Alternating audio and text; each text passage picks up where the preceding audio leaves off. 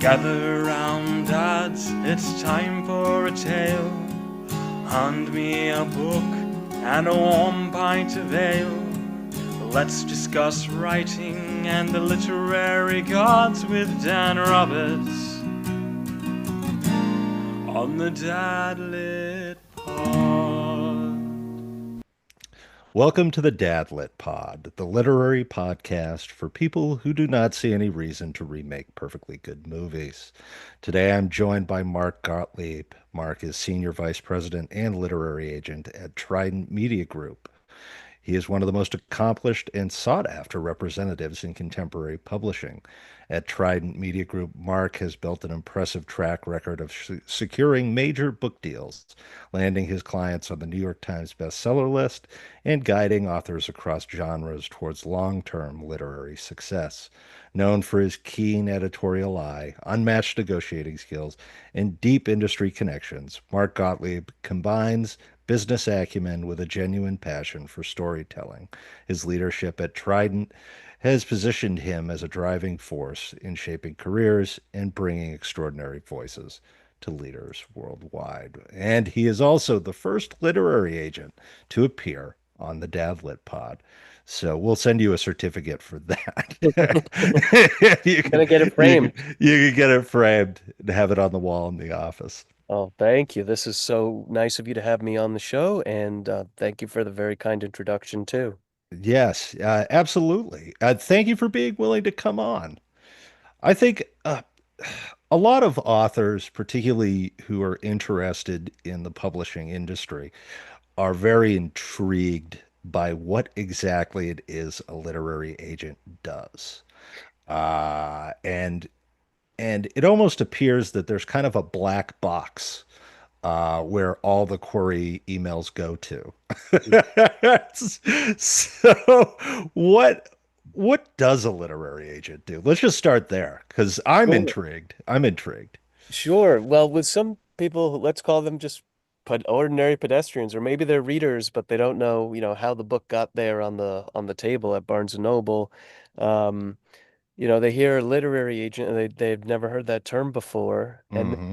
I usually explain it one of two ways. I either say it's like a talent agent, for authors, no different than, what a talent agent would do out west in Hollywood, California for a movie star or a director. Only we do for authors and books. And we're based in New York City because that's where publishing is majorly based. Or I sometimes say it in less glamorous terms, it's almost like an employment agent for an author or a headhunter for an author.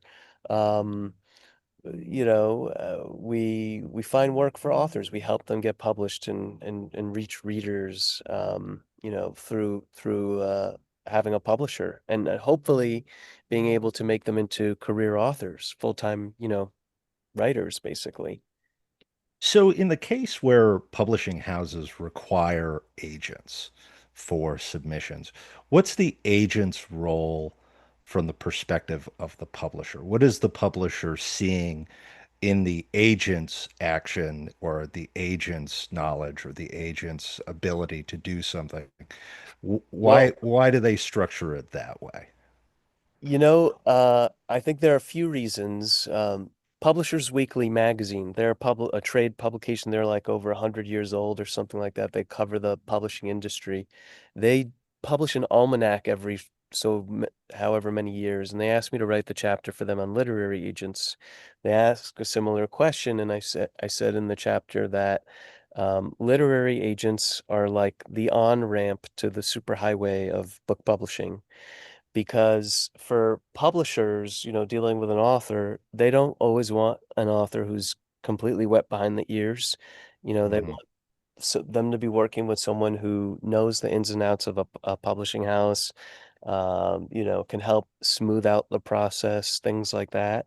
And then you're right, most every book publishing company, major publishers, certainly the big five publishers, will not accept unsolicited submissions unless they come by way of an agent, and it's for that reason. And that I think they view agents or agencies as like an initial kind of siphon filter for um, you know, uh, it material. Like we read, manuscripts before it gets to the publisher. It saves them, that extra step. And then we work with the author to enhance their work if we can, to work with them editorially to polish the manuscript before it even goes to the publishing house. So it's kind of like if you liken it to selling a home, someone coming in and renovating, fixing up the home, doing all the home improvements, before it goes to market. Yeah, what do you do all day as an agent? What does a day as a professional full-time agent look like? So a lot of people hear, I think, something like that, or they hear like a book editor, which is a similar profession to what I do, and they picture someone just sitting at their desk and reading manuscripts all day. And that is definitely a very big part of the job, but that is not it the entirety. And most of that actually happens on nights, weekends, along commutes.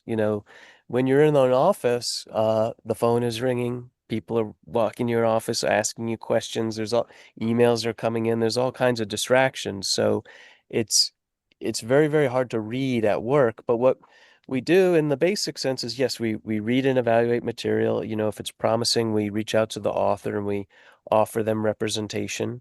If they decide to, sign with the agency, then what we do is we craft a pitch and a list of editors along with submission to show the author. And we'd go out on submission, field offers from publishers, negotiate to the best of terms, and present the author with an offer from the publishing house or multiple offers, as the case may be. And then if the author accepts, we review their publishing agreement.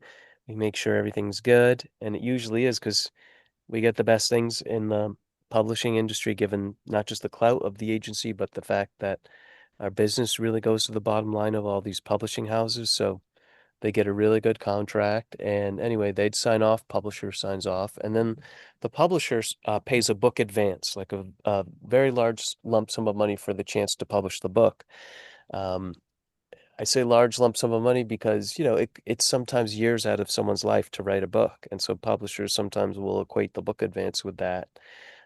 They pay in advance and they pay royalties. Publishers, pay that to authors. And our work is commission based. It's 15%, which is the same at every single literary agency you were to look at it. It's normalized across the industry. So yeah, that's that's pretty much it. It's like if we're selling intellectual property. It's no different than if you had asked, a real estate agent to sell your apartment. They'd sell the Mhm. apartment and then they take a commission for doing so. Uh, Yeah, how much work goes into um sort of in an hourly perspective, just conjectured out, would go into preparing a manuscript for submission and seeing it through to sale, would you well, say? it's different for every author and every book. Like we have some authors who are on their 60th, 70th book. They Mhm. do this full time for a living. And when they get to that point in their career, it's almost like it's not that they don't want to be edited, but it's like they don't need to be. They're so good, that they're more so at the point where they would only benefit from like, copy editing and proofreading as Mhm. opposed to having their manuscript substantively edited. And then there are other instances where, maybe a manuscript comes in and it needs a lot of work. Like, there was a manuscript that had come in, you wouldn't believe it, it was 600,000 words. To put that into perspective, I think you have a good idea of this, and some of your listeners may, but normal book length is 80 to 120,000 words. So Yes. here's a book where I had to say to the author, there could be, you know, enough here for 6 to 8 books, maybe more. So Mhm. that took a lot of editing. We boiled it down to 3 books. We sold it like as a trilogy to the publisher. So that was a lot of work. But in other instances, Sometimes it's just here are a few ideas, like bullet points to put on a sticky, and you tape the sticky to the side of your screen as you go back through the manuscript. Sometimes it's very a light touch like that. Yeah, how many books would you say you've had a hand in shepherding to publication? Well, I've done close to 350 book deals to date, and that doesn't include, like the audiobook deals, getting books translated and published overseas, the book to film and TV adaptations. And a lot of those book deals were actually multi-book deals. So it's not like 350 books. You'd probably multiply that. Um, they don't all fit in one bookcase. It's a lot of books, but yeah, it goes pretty fast. Like in the last year, I did 30 some odd book deals. So that's like, more than a new book deal every month, basically. Yeah, and what are you looking for when a book comes through or a query comes through to you? Well, a few things, and it depends if it's fiction or nonfiction. Hmm. If it's if it's fiction, it's very simply just quality of writing and quality of storytelling. Less so doesn't matter who the author is. The only factor that comes into play for fiction is when, if someone has some baggage with them, like the sales numbers maybe aren't great, then it becomes harder to help them. Hmm. If it's a debut, it's like, hey, there's a 50-50 chance with this author. There's no prior sales history. Or if the sales history is strong, then it's very easy to sell to a publisher. With nonfiction, it's different. Um, Many of the same rules apply, I'd say, but with nonfiction, your platform really matters. In the eyes of publishers, they're thinking not only should you be an authority on your subject matter and it be an interesting and well-written book, but they're really thinking, who are you to tell this story?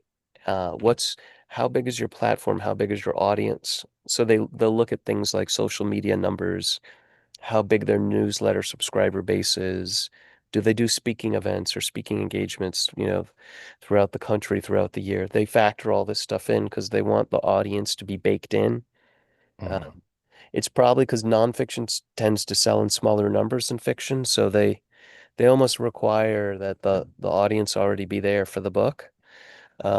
And then, with fiction, you have to sell it on a full manuscript typically, um, because publishers, very much so will make a subjective evaluation in terms of, well, we know where the story's beginning, but we don't know where it's ending.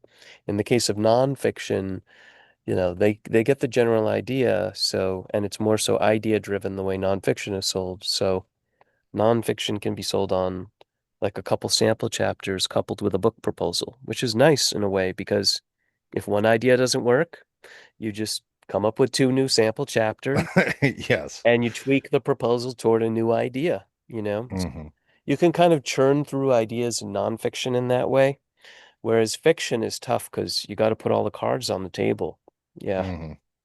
So uh in sort of a vision of if a person wanted to become a long-term just employed author, would you advocate they endeavor to do nonfiction? Well, it's a question that authors have to ask themselves in terms of what makes sense. There are definitely career nonfiction authors, don't get Hmm. me wrong. And it's sort of where their strengths are and what makes the most sense for their audience. If they're an academic, like, maybe they're a historian, they probably want to be writing history books, although maybe historical fiction appeals to them in some way.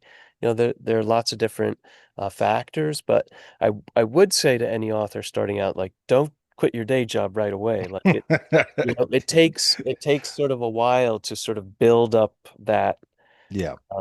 those credentials. And once you have a career where you have like a very long uh, sales track record of books, healthy sales track record, then it becomes easier to, I wouldn't say sell books on a napkin, but you kind of sketch things out for your publisher and they buy the next book on that basis. Yeah, what does a successful sales track record look like in contemporary publishing? For example, a fiction author. I think most publishers want to see at least 10 to 15,000 copies sold of a given book. That would, put them in good shape, but it also depends how much they paid for the book. Hmm. So if they, let's say they paid, into the high six figures and they only got, 10,000 copies sold, it's less appealing, So it depends on the advance, but I would say on the whole, most publishers would be pretty happy with at least 10 to 15,000 copies sold in print, I should say. Yeah. So Yeah. what about in the digital realm? I mean, the ebook numbers are good too for publishers, but they're really in the business of print because the margins for profit are much better. They still make money in ebook and other formats like audio and things like that. And frankly, they don't have it's not all compounded by, in the world of print, you got to ship, Yeah. warehouse, manufacture books. Like you're dealing with physical products, they got to sit somewhere. Whereas with an ebook or a digital audio book, there's no shipping or Hmm. warehousing. The only manufacturing cost you have is making a file, basically, or recording an audiobook, which is actually getting a lot cheaper, with the technology that's out there today. Um, so, that's starting to look better for certain publishers, but they're really still focused on the print numbers. Yeah. So in terms of print, who's buying print books these days? Well, everyone, I mean, everyone's reading. The funny thing about, publishers and their attitude toward readers, it's funny, we're on the Dad Lit podcast, and I'll tell you something about publishing you may know, but you know, they say about upwards of 60% or more of readers, it could be much higher, are women, of Yeah. particularly in fiction. And in nonfiction, it sometimes skews a little differently. Maybe Hmm. maybe more male readers in nonfiction. But the interesting thing is, if you look at the publishing houses themselves, most people who work there happen to be women. Hmm. Nothing against women. I'm just, sort of sharing the facts and sharing what I'm seeing. And they particularly among editors, the people who are acquiring the books, editing and helping getting them published within the publishing houses, mostly also women. So Hmm. naturally, they're acquiring books and putting them out there for people who are going to be female readers because that's who that's how they see themselves. Hmm. So it's interesting. It could be that in the past, if there were more men working in publishing, maybe there were more male readers as a result because they could more easily reach their readership. Um, but I also think some of it has to do with how men and women approach things differently. Hmm. Women communicate a little bit differently than men do. Um, some of them have more time on their hands. If not everyone's a stay-at-home mom anymore. That's certainly changed, but there's still a lot of stay-at-home moms. And I think women, um, they know they gain a lot of empathy from reading fiction. I think men do too. But it's sort of like I had a friend who came up to me and he said, "Why should I read a novel? Why should I read fiction?" And I said to him, well, because you gain empathy. And he said, well, I have empathy. And I said, no, but you gain more empathy and you can't have every lived experience. If you read it and you almost live it with the character, it's the closest thing you can get to having gone through Hmm. that experience. He said, well, can't I just go to a nonfiction book and it'll tell me what to do? So I don't know, part of it could be that. It's very interesting. There's actually a publisher who came about, I'm forgetting their name. It'll come back to me, but it's basically a startup. It's a few people. The guy was a reader. He was a securities lawyer in New Canaan, Connecticut, and he saw what was going on, precisely what we're talking about, and he said to himself, I'm going to start a publishing house focused on male readers.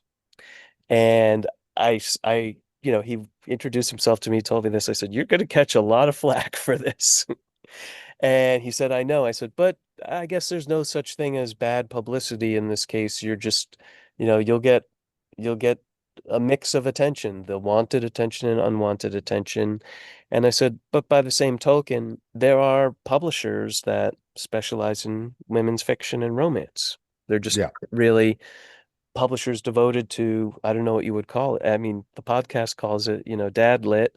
I guess they might call it like, I don't know, guy lit or dude Hmm. lit, something like that. Well, what are some, because of course you've sold James Wade's book, and James and I sat down a couple weeks ago and both agreed that he writes Dadlet. Yeah. What are some publishers that are very, More that are, masculine in that, their, well, not more masculine, that are buying Dadlet, buying and printing Dadlet? well, I would say on the whole, most publishers in the thriller space tend Hmm. to be a little bit more that way. Um, Particularly if it's like a techno thriller, like a military thriller or something like that. Um, some of the science fiction publishers are that way. Hmm. Not all of them, but primarily in those kinds of spaces. Less so in literary fiction, less so in, you know, general fiction, less so in even fantasy sometimes, less so. Um, Hmm. so yeah, I'm not really sure sort of why that is. It'd be interesting if people found out and then actually did something about it, like that publisher. Maybe Well, I'm working on yeah, it. you could same as that publisher. You could corner the marketplace and be really surprised if you become the de facto publisher of those books. I always liken it to Dan Brown, who wrote the Da Vinci Code. Yes. Um, it's funny, I'm right near Ridgefield, Connecticut, and his editor, Jason Kaufman, lives there. I know him. I talked to him about this, and the interesting thing about that book is no one saw it coming, that success. Yeah. Um, it all happened in the most surprising way because Dan Brown was before the Da Vinci Code. He was sort of what we called like a sort of mid-list author. He wasn't really successful. He was maybe moderately successful, but just enough so that the publisher would keep him on. Hmm. He followed his editor from publishing house to publishing house, like a lot of editor authors do because of the relationship there. And by the time Jason Kaufman had gone to Random House and to an imprint there called Knopf, which is like a very high-end literary publisher, I liken it to it's like, you can buy a sports car, but you can also buy like a handmade, Italian sports car, Yes. and Yeah. so publishing with Knopf is like getting your book published like it's a handmade car. Hmm. Um, and anyway, they published the Da Vinci Code, expecting probably a relatively quiet publication. And it was the water cooler effect. It completely took off. So naturally, what happens? A lot of publishers are very reactionary in the marketplace. They don't really create trends. They just sort of wake up to them and then try to publish to them. So, they see other publishers see this going on. They go back through their backlist of previously published books and they're like, what can we publish that's kind of similar to this? And they really couldn't find anything. Hmm. But what they did find in their research, and this is interesting, this goes back to that conversation about fiction and nonfiction. In their research, they found a lot of nonfiction books on the subject of um, conspiracy theories having to do with the Catholic Church and Mary Magdalene. And so what that told publishers right away was here was a huge underserved audience of readers who wanted this kind of book all along. They couldn't get it. And so what were they doing if they couldn't get it in fiction? They were turning to nonfiction to read about that Hmm. subject. So unwittingly, Dan Brown comes along, just writes the book he wants to write, but it happens to be on that subject. And Hmm. so this readership, this hugely underserved readership, flocked to it. So that's what I'm saying. There could be a lot more male readers out there in terms of fiction. It's just a question of not just reaching them, but publishing the kinds of books that they'll want to read. Hmm. So, what books do you like to read? I like an array of books for my own reading pleasure, and then I work with quite a mix of books, like in my profession, between Hmm. fiction, nonfiction, even children's books and graphic novels, and every kind of book. If I see the possibility in it, I'll try to work with it. But for my own reading pleasure, I mean, for instance, James Wade and I, we're both big fans of Cormac McCarthy. Um, Hmm. in college, I was in college, I was reading a lot of Cormac McCarthy, um, and uh, this author, Jonathan Fonte, a lot of Charles Bukowski. I love Tom Robbins. I think he's so funny.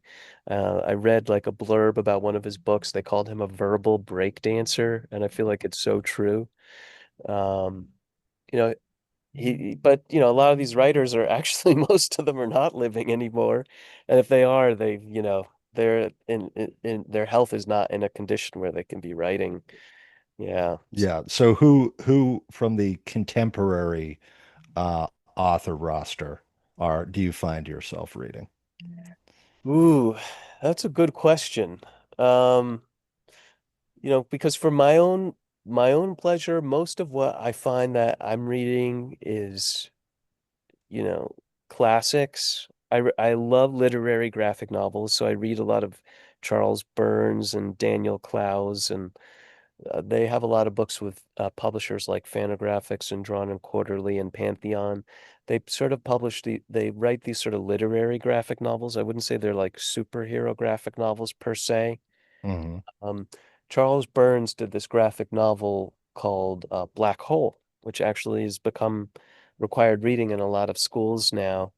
And it's kind of loosely about the AIDS epidemic. At the time, no, when that happened, no one knew what was going on. And so kind of like in COVID times, and this is interesting because Anthony Fauci was around at the time. That's how old that dude is. This was under He is George, he is quite old. yeah, Yes. George Bush Sr., I guess it was. It was like with the Ebola virus or something. People who had AIDS, they were quarantined into like villages, basically, or internment camps, you might say, because they just didn't know what was fully going on. So in this Mhm. book, Black Hole, it's about, these teens, like in the late 70s, 80s, in the punk rock scene, and they like people do, I guess, around that age. They fool around, Mhm. and they go into the woods to do that. And once you do that and you hang out with these kids, you turn into this like grotesque monster or whatever. And I went to see Charles Burns do a reading and a talk, a signing of this book at the Strand, and he was talking about how when he was writing this book, I mean, he had lived through all the AIDS epidemic, Mhm. and people treated people who had the AIDS virus as, monsters, like they were inhuman. I mean, they were I weren't kept in cages, but Yeah, I mean, this is what we sort of learn from the Ryan White uh, autobiography, for example. The young man who was a hemophiliac and um, contracted AIDS through a blood transfusion, and then Yep. subsequently sort of dealt with the prejudice of his neighborhood and the misunderstanding and of what actually AIDS could do or how it could be contracted. Yeah. Yeah. Yeah. For instance, they thought, it was a problem for homosexual men, you know, Yeah. exclusively because, they thought it had something to do with promiscuity and things like that. And anyway, so, it's an interesting lens how he approaches that, that kind of issue.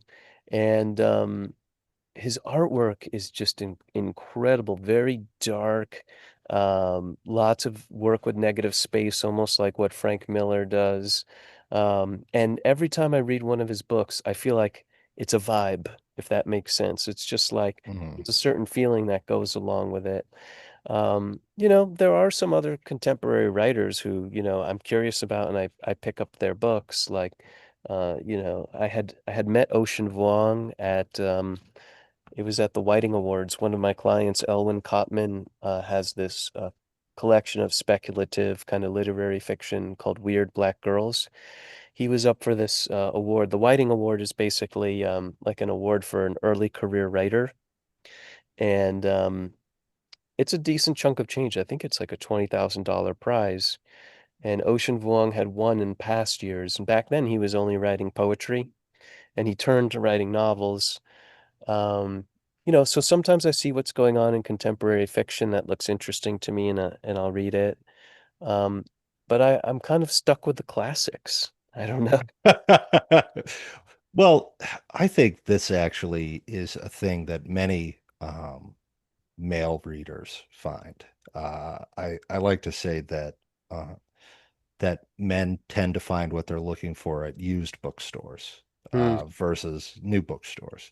Yeah. Uh, at the same time, that's from a fiction perspective. For example, from a nonfiction perspective, I find myself quite satisfied with a trip to Barnes and Noble. I Yeah. mean, there are always biographies, there are always history books that are of interest to me. It's the fiction area where it's like, oh well, we're going to go to some classical mainstays Well, yeah. type of I thing. mean, if they do have, the right kind of staying power, and don't get me wrong, there is a lot of new stuff that's being published that's interesting, but on the whole, I find that a lot of it I think could be an extension of, for instance, if you flipped it, if everything was on the reverse, Yeah. if publishing was very male dominated, then that's what you would kind of see, I think, in the reverse. You would see a lot of male fiction readers because they would Hmm. sort of publishing books sort of tailored to that. So, um, I don't know. I think some of it has to do with that, and I'm not here to share my politics. I definitely won't. But I think we have an interesting president, and That's I'm just gonna one put it way of that putting way. it. I'm just gonna leave it. I'm just leaving it open-ended here. And I think people react to him in a lot of ways, Hmm. and you can see that reflected in art and culture and the kinds of books people want to publish. A lot of these sorts of books are a response to that. For Hmm. instance, I feel like the Me Too movement could not have happened if we didn't have Trump as a president, if that makes sense. Yeah. That was a byproduct or a response to Trump's presidency. And so I feel like there are certain books that get published in the times we're living in, political times and things like that, that are a response to certain things. Like the agency where I work, we're the current Oprah book club pick. Hmm. This author, Bruce Holsinger, has a book uh, um, called Culpability, which is about a family that's driving in an autonomous vehicle, an AI powered vehicle, they don't explicitly say it's a Tesla in the book, but let's be real, that's chances are it's a Tesla. Yeah. And what happens to the family is they get in a car accident, and the person they hit dies. And it's sort of how everything radiates out for the family from there. Obviously very zeitgeisty kind of book. It's definitely a response, I think, to AI, maybe to Hmm. Elon Musk, just the times we live in. So, yeah, I feel like in a lot of respects, sorry if this is a long-winded way of saying this, I just feel like books, art are just a sign of the times. Yeah. What are your feelings on AI? Well, I mean, I think now, hopefully, things are Is gonna. it going to take over publishing? Um, are we going to have books from Chatbot 3.6 version 2? I'll just say where we are, where we began, where we are, and where I think we're going. Where we Yeah. began was it was basically an existential crisis for every author and publisher. They just despised everything about AI, the thought Hmm. about it. They thought it was just the rapacious ruin of authors and their careers because it just dredged everything and trained itself on it. And then all these court cases sprung up. The vast majority of them either got settled or dismissed. Hmm. Going forward, prob now a lot of those companies are being more above board about it. They're licensing stuff from authors and publishers for training purposes, more so in the nonfiction space, which could could explain why nonfiction sales are hurting nowadays because people aren't coming to nonfiction books for things so much. Sometimes they go to the internet and they look up a recipe rather than opening a cookbook, or they Hmm. ask GPT or Wikipedia a question. So, sometimes that can have something to do with certain things. But um, yeah, so a lot of publishers were like, no, you cannot write your book with AI, and no, we will never ever use AI in connection with your book, and we will never license your book out for training purposes with the AI. It was just like a complete stone wall. And then what ended Hmm. up happening, and you could see this in the language and publishing agreements where they began sort of that way, and then they got softened up where publishers now they realized, well, hey, it's cheaper to record an audiobook if we have AI narration, or we can get books translated more easily overseas because of the cost of translation with AI. The question of is it a good translation or not, or is it a good audio recording or not? For most of these publishers, it's a cost saving measure, and they also see it as a way to get certain books that never could or be translated or have an audio version because it never really justified it. And now it's easy for them to do that for their entire backlist of books. Hmm. So in a way, technology kind of proliferated things in a good way and and brought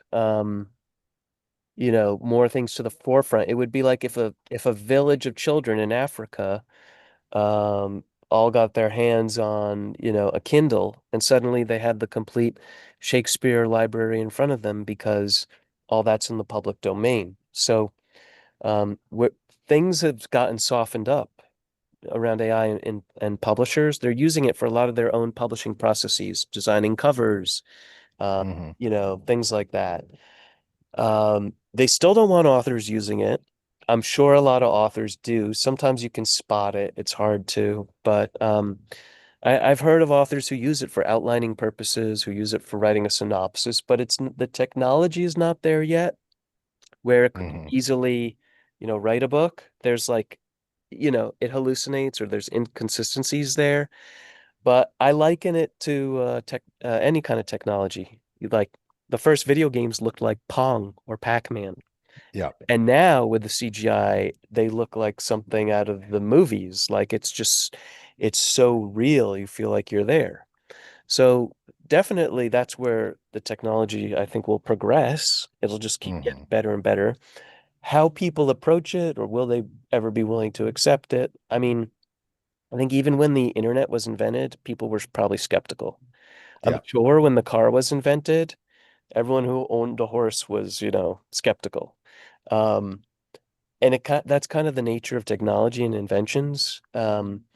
But I think the fact that these AI companies are at least settling cases now with authors because they have to, and being above Hmm. board going forward is going to make people feel a little bit easier, hopefully.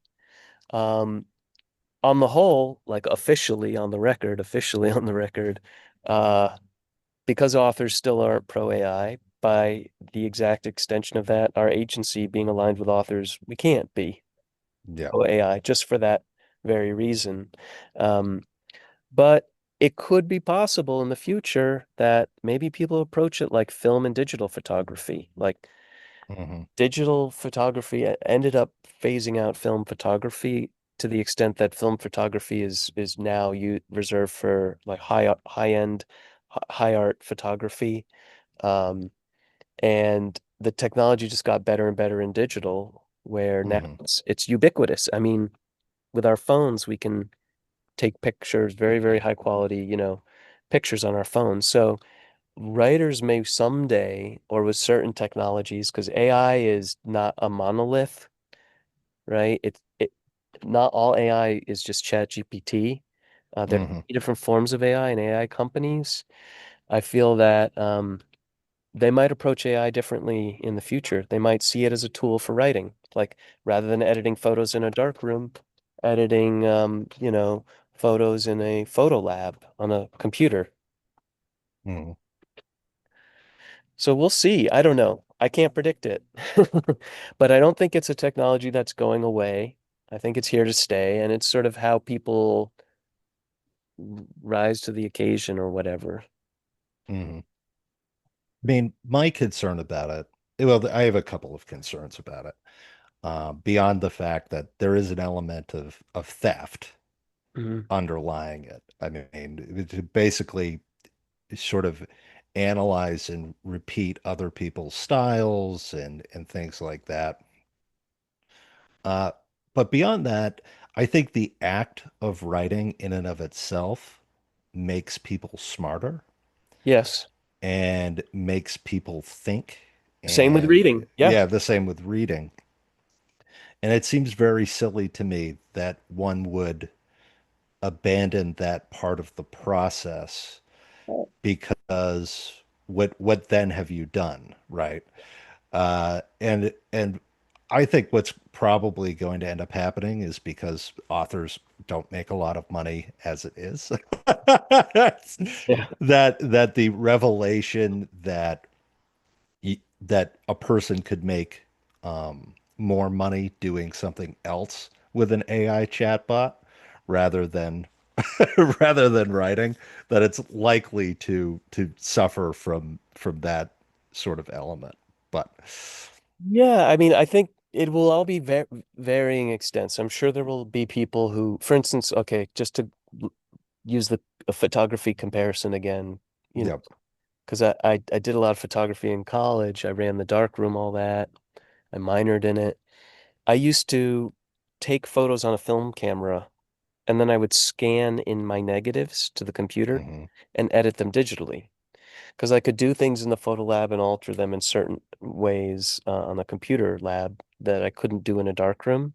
And it Hmm. was also limited by the fact that um, our dark room in college was a black and white chemical dark room. When you use color chemicals, it's a whole different ball game, and you have to actually wear like a protective breathing mask and all of that. Hmm. So color film photography was out of the question, but that technology enabled me to work with, after I had gotten my photo negatives developed at an outside lab, I could work with it. So I think it'll be the same. It could be the same with writers. I mean, maybe it is now. I don't know, but some writers, I'm sure, will be gung ho about it, and they'll like completely use GPT, which I don't think I would recommend, especially now with where the technology and for the reason you said. I mean, it's Yes. not really personally enriching. Um, and then some will use it in smaller extents. Like I knew a woman who was having trouble outlining her novel, and like her publisher had asked for an outline, and she's like, I don't know how to do an outline. I mean, if you want to see how I do an outline, she showed me a photograph of a whiteboard with sticky notes on them. And she's like, this is how I map things out in my mind. And the publisher wants me to write it all down in an outline. I've never had to do that. And she ended up using AI to stitch together these two parts of her novel, the middle of the story that she was struggling with. That's why the publisher was asking for an outline. So it did that for her basically. It was like a little patch or a band-aid. Um, so I think there are like varying degrees, and there will always be people who, hey, they might never. I mean, there are older writers now who I heard, I think it was Jodi Picoult or maybe it was Danielle, what's her name, the thriller writer, Steele. I heard they still write on one of them still writes on a typewriter, and then they have that transcribed. So it's all varying degrees. Hmm. One of our clients, we represent the Frank Herbert Dune estate. He was actually the first author to ever write a book on a word processor. Um, it was actually a rudimentary computer, a word processing machine that he built, and then he typed the novel on it, And when the publisher asked for the manuscript to be delivered, he mailed the machine to them. And so here they're looking at the thing, they're like, how do we get the novel out of here, you know? Yeah, it's to me, it's just sort of a question of different mediums, mixing and matching things. And I think the laws, the way they're written for the most part, like copyright law is what it is. Like Mhm. it doesn't really get reinterpreted or it shouldn't be misinterpreted. It's built to protect anyone who creates any kind of intellectual property. They have to respect and uphold that.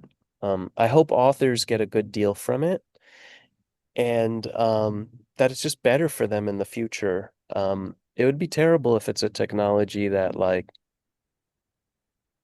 is the undoing of like the written word, you know. But I don't know. That is very, very bleak. I think my one of my chief worries is or just a general annoyance, for example, is I don't know if you've ever heard of dead internet theory, which Oh, is what is that? the underlying idea behind dead internet theory is that the creation of bots, Mhm. sort of bots that exist on Twitter or that search the internet or that fulfill sort of long-term coding, that a lot of the chatter that occurs over the internet is just different bots responding to each other. And to that extent, sort of in the way that the Matrix has become prescient, this kind of idea that these that these AI content producers are going to produce content, which then other AI content producers are going to then mine to produce their own content Oh my God. reciprocally is so depressing to me it's just the Matrix. It does remind me of the Matrix. Yeah, I mean, it's machines feeding machines, it's basically. just it's just them it's the machine talking to no benefit of anyone Mm. while we generate power so that they can talk Yeah, to each other. yeah. That's one of my chief concerns is that you're going to have these instances where um, the machines are just talking to each other and it doesn't do us any good. Mm, It's just a waste of time and resources. mm, That's beyond that. There's the idea that I think that when a person writes a book mm, and when a person reads a book, mm. the author and the reader are having a conversation, Yes. and that the way that that is engaged with and the human act of critiquing, Mm, analyzing, and participating in that process mm, has a social benefit to it. So, for example, the Dadlit pod is an mm, example of this, where the dad literati, as I call them, mm, are listening to the pod. They're buying the books, they're mm, reading the books. The mm. authors are able to articulate themselves and to engage. And at the same time, we're creating a sort of There's a community there. there's a community. And I worry that with AI just producing, you know, schlock to be read by AI, Mm, that element of community and mm, community construction, mm, which is, I think, the foundation for that empathy that you were talking about at the beginning, mm. uh, it just gets lost, right? It I would hate for becomes that. I mean, I feel like if people saw that happening, like you say in the Matrix, they would start battling the machines, of course, dismantling them, or and it's like in one of those science fiction novels after the machines are gone, and because they've done away with technology, they basically went back to animal times. yeah, But I don't know. I mean, I think it's any kind of invention that comes about, like yeah. it's always a double-edged sword. Like things could be used for good, things could be used for evil. It's sort of Mhm. the nature of people. Things aren't sort of inherently bad. It's sort of like what we imbue it with. Like the ancient samurai were always like cleaning the blood off their sword after. There's something called chibury where after let's say you performed all these killing acts or whatever as a samurai, then it's sacred to make this motion with the sword to Hmm. clean the blood off the sword because if you resheath the sword with blood on it, it's like a bad omen. It's like imbues the sword with evil spirits or something. So that's what I really feel. It's sort of like sort of technology is a mirror for us. It's sort of what we imbue it with. Um, I don't know. It's not, to me, it's just not black and white. Everything I see the whole world in gray. It could just be my personality. But I'm also an optimistic person where hopefully people can use things for good. I mean, in the Hmm. old days of they call it a query transom because in the olden days everyone used to have to write their query letters by hand. They would mail them in. They would get thrown over a window, over a door. It was called a transom. All the mail would come in that way. Someone would have to sift through the mail and the cost of postage and all that. Like manuscripts used to go out in boxes. They were printed Hmm. out, and by the time it reached you, it was sometimes covered in coffee and food and cigarette burns because other people had read it and returned it in a self-addressed stamped envelope, right? Um, Whereas now it's done by email Yeah. instantaneously. So I don't know. It could take away from things. Like there are times where I fantasized about starting like an analog literary agency where we only accept submissions by mail. We only accept correspondence by, regular mail, and it's got to Hmm. be handwritten or typewritten. And, maybe we could find a way to publish the old way. I think it'd be pretty cool, almost like a vinyl record kind of thing. But I don't know. I don't know. It's interesting. I think, and I've brought this up before, that as soon as people sort of figure out how to do smart contracts, so one of the elements of crypto Mm, is the ability to fulfill a smart contract. mm, Uh, and that's what the token is, right? This is what uh, Bitcoin is. mm, Bitcoin is a way where a person can receive payment for performing a task. mm, And so I think that what you're going to see as soon as someone figures out how to create a sense of confidence to mm, program it, mm, that you're going to have just websites where authors can put their manuscripts up mm, and then basically, they enter in all of their data. mm, They work with directly with an editor, and then the author and the editor mm, pitch the project to the general public with mm, the underlying idea being that you receive the thing through a smart contract. So instead of having to do the payment contractually, for example, like tokens or yeah, the editor and the author are automatically getting paid mm, whenever the book is purchased. mm. Uh, I mean, and anything is possible. yeah. My feeling about publishers on the whole is they are like dinosaurs. So oh yeah, any kind of advancement in technology, they're always way behind the curve. Hmm. Mm. Even if you go to bookstores, you can't actually walk into a bookstore, most bookstores, and be able to buy an ebook at the bookstore.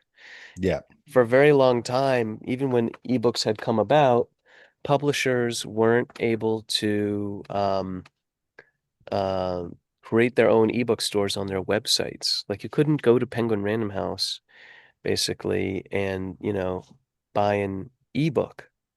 You had to like go to Kindle in order to do that, and it was undermining the business of a lot of publishers. Now that changed. But at the time, a lot of people were saying, why doesn't Penguin Random House just build their own e-reader? They ought to, Hmm. you know?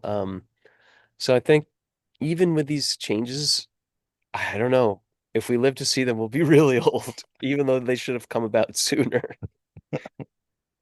Do they sell, are they able to put up, so for example, if you go into a Barnes and Noble today, and you pick up a book, is there a way to just purchase the book digitally uh, while sampling it?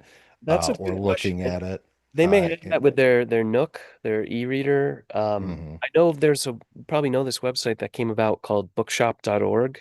hmm They every purchase you make there, be it a print book or ebook, whatever, percentage of the benefit from that goes toward independent bookstores because they're real ma and pa shops, and a lot of those places whereas there probably used to be 50 times as many of them as there used to be. Now a lot of those places are gone just because of e-commerce, ebooks, things like that. hmm Even audiobooks being gone. I remember one year I got my sister like a Lady Gaga CD. Remember those things, CDs? She said to me, Back in the day. yeah, she's my younger sister. She's by a lot of years. She said to me, "What what am I supposed to do with this?" I said, What are you supposed to do with it? You put it in a CD player and you listen to it. It's music." I said, "Should I have gotten you a lump of coal for Christmas?" And she said, "No, literally, look at my laptop. There's no CD drive." And I still wasn't getting it. I was like, "Well, that's on you for not buying a computer with a CD drive." She's like, "No, you Yes. don't understand. The cars don't even have them anymore either." Because Yep. everything's MP3, and it was like a wake up call for me. I was just starting to work in publishing at the time. I was like, CDs and audiobooks are going to go away. They'll all be hmm MP3 downloadable audio. It's going to kill the physical retail sector for audiobooks. And that whole section of Barnes Noble devoted to audiobooks is going to be wiped out. And all the audio publishers are going to feel it. The print publishers are going to feel it. And I bet a lot of audio publishers and audio production plants are going to close as a result, and all those things came to be. Yep. So, Well, yeah. let's what's because to sort of close us out, Hmm. what's the best pickup you ever made on a client, and what was your biggest miss? Oof. Well, I mean, there have been there have been a couple big misses. That's that sounds funny to say on the Dad Lit podcast. There have been big misses. Um, but no, there was this guy who came my way in terms of the big miss. There's this guy who goes under the name the Awkward Yeti. He's a popular blogger, Yep. and he created this like webtoon basically called I think it was called like uh, the head and the heart or the brain and the heart, something like that. And it was basically he taught people anatomy and how the organs worked and communicated with each other through these anthropomorphic human organs. And I thought it was funny and clever, but I was like, I can't see this with a publisher. And anyway, it ended up selling to Andrews McMeel. Someone else sold it. And it became a New York Times bestseller. And, of course, I beat myself up over that. And, that it's inevitable that there's stuff like that where Yeah. either you didn't see it or, something happened. But then it's like baseball. Like, even the greatest hitters, are going to miss stuff. But, um, you know, there's a book I sold recently. I wouldn't call it like a dad lit kind of book, but it's a dark romance. The book sold for millions of dollars. Um, and the premise of the book is kind of interesting. This kind of down on her luck woman, goes vacationing in Europe, meets dark, handsome, mysterious guy. Turns out he's involved in an underground crime ring. He's like a mob boss. And some of these romance books are really dark, like stuff where I was like, I can't even discuss some of them with people. Like another one was this woman falls in love with or is like a psychic profiler or something, and turns out the criminal they're all chasing is, well, it's her husband. He's a serial killer, and she's like, well, I still love the guy, and it's like, these some of these books have really dark, weird premises. But yeah, there's some things like that. And then there are a lot of fun books where there's this professor John A. McDermott, who's actually friends with James Wade, who was on your show. He was his professor. He had pitched me his book in a Zoom setting, just kind of like this, and he told me this really cool premise for the book, and I feel like this is a book that could transcend, I'm gonna say dad lit and mom lit. Nice. Um, We love to see it. You uh, love to see it.